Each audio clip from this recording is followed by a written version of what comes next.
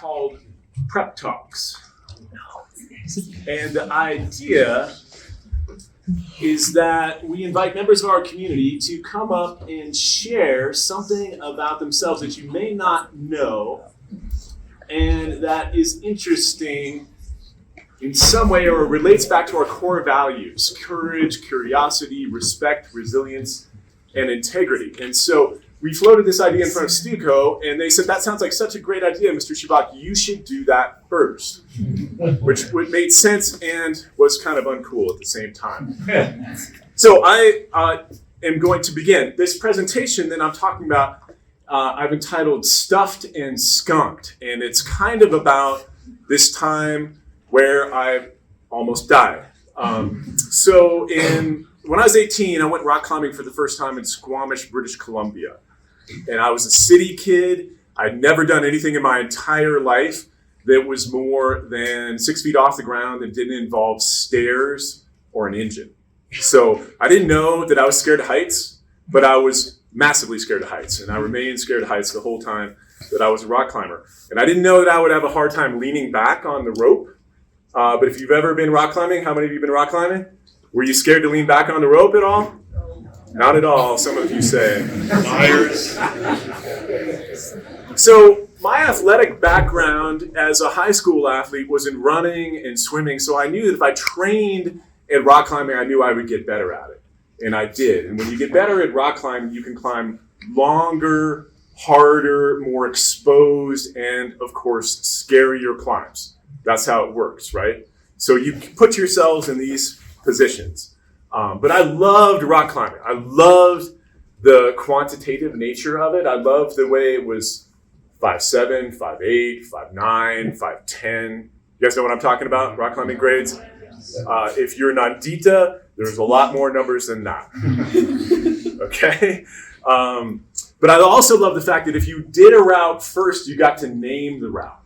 So all the guidebooks are filled with named routes. And easy routes have really silly names like Captain Smurf. And really hard climbs have really macho names like Armageddon and stuff like that. I always found that funny. I love the bond between climbing partners, right? So I love the fact that you would literally promise your friend, like, I will save your life if you save my life, right? And the kind of climbing I used to do, 2 people would rope together at the bottom of the climb, and they wouldn't stop until they got to the top of the mountain. So they would just go rope length after rope length after rope length until you get to the top. And my record was about 1,700 vertical feet, right? So multiple rope lengths. I wasn't ever a top climber, but I love the fact that climbing showed me my limits, right? And so there's an expression in climbing. If you fail to do a climb, it's called getting stuffed. So imagine using this in a sentence like, I got stuffed on Captain Smurf the other day, right? That's how that would work. I was always scared to take rock climbing falls. And when you're leading rock climbing, if you have the amount of rope length above carabiner, if you fall twice that amount. Does that make sense? It's a lead fall, right? And it was kind of scary. I was also kind of humbled by the fact that if I worked my systems and my equipment perfectly, I could do something crazy, but it was safe.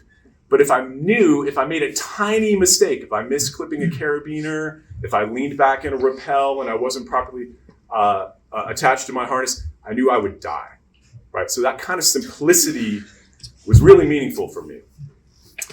Truth be told, I use this information all the time at prep. I use things I learned in climbing at work. I think about how to gather information, what's the riskiest thing that could happen, am I sure everything's right? And then I do stuff. Climbing took me out to New Mexico for the first time. The first time I ever came to New Mexico was to climb outside of Los Alamos. Climbing took me to Colorado to go to college. Climbing got me my first job because there were lots of qualified applicants to be history teachers, but I was the only one who could run their outdoor education program. So I spent every day after school taking kids rock climbing.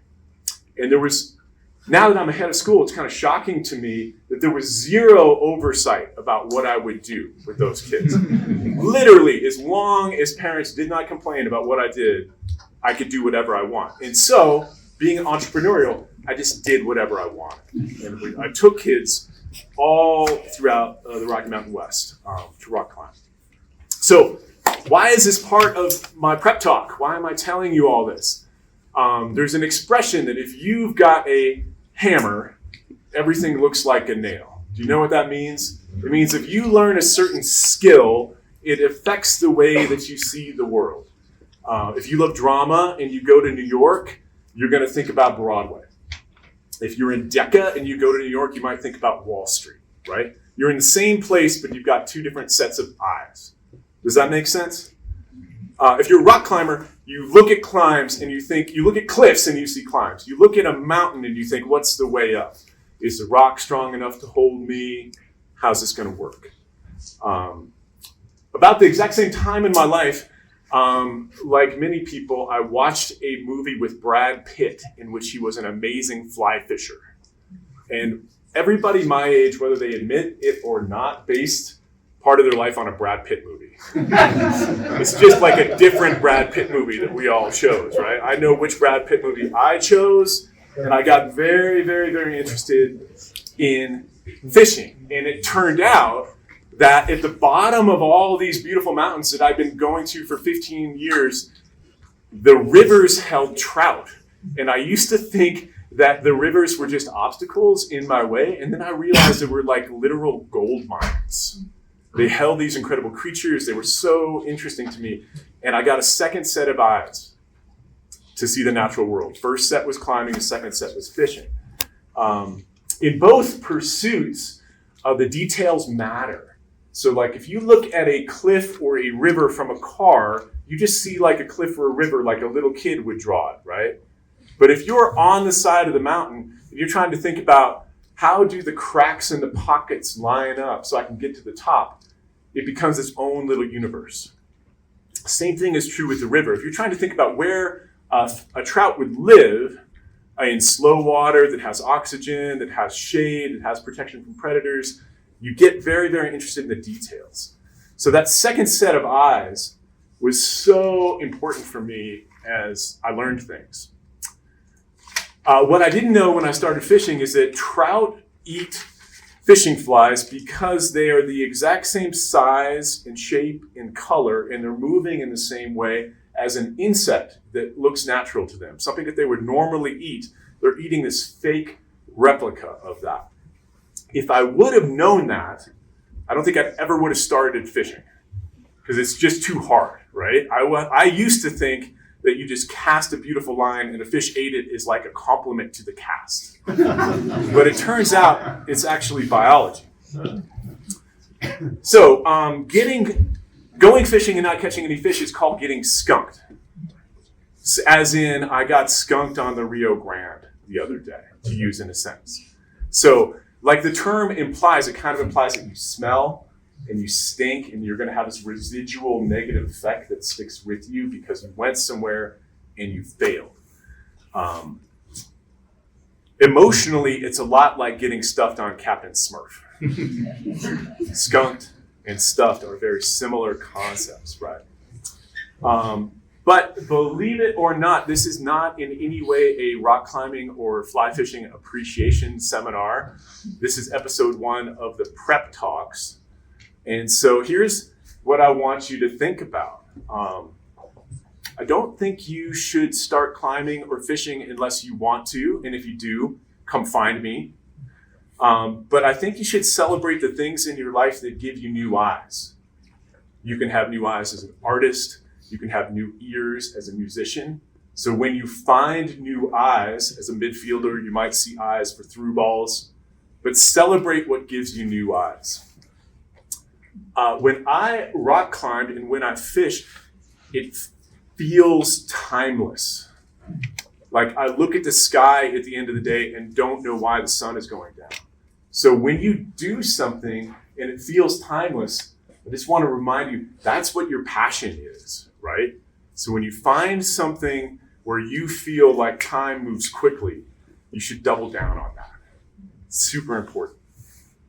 Some of your passions are probably indoors, and there's absolutely nothing wrong with that.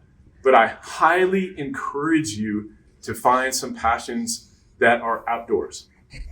And it literally doesn't matter whether it is bocce or tennis or hiking or skiing, but blue sky and fresh air is more effective or as effective than any mental health medication that you can possibly imagine. Just being outside is its own form of therapy. You have limited amounts of time, as we just heard from the fact that there's no homework club. So spend your time on stuff that makes you better. If it doesn't make you better, doesn't make you more ambitious, don't do it. Now, the last part here is hard for me to say because the part of my life that I didn't base on a Brad Pitt movie, I based on Star Wars. Obviously, right? So Yoda was wrong.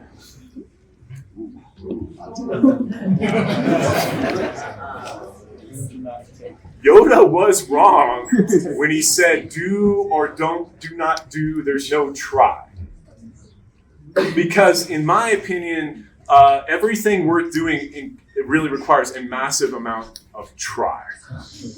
And in fact, if you think that you're just gonna do or not do, like Yoda told you, you might quit. And quitting is the end of the entire process, right? So in my opinion, things that are worth doing, like getting stuffed and skunked, as I've done on the same day once, that was irritating. I've learned more from those experiences than anything that came easily. So this is the end of my prep talk. Thank you all for listening. Episode 2 is coming soon with a special cast of characters. So be on the lookout.